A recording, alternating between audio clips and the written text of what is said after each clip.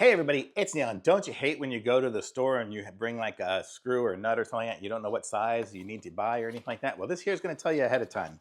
So this one here, it's like, I think they call it a thread chaser or something like that, because it can do, it can also help you fix up your nuts. Um, and your screws.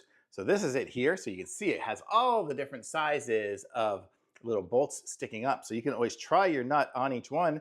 And then when you find out which one it is, you'll say, okay, it's a 3/8 one there. So it'll try that.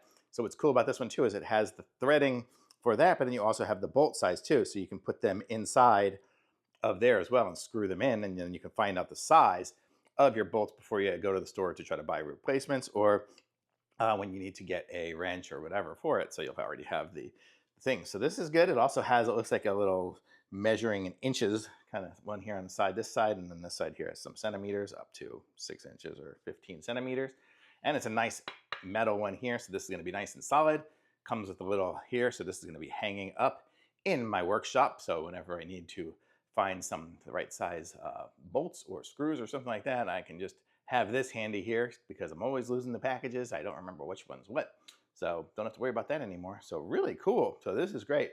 And it looks like it's got mostly the pretty thick size threading. So these are the thicker threadings, the wider ones. It's a 16 metric and 20 SAE size.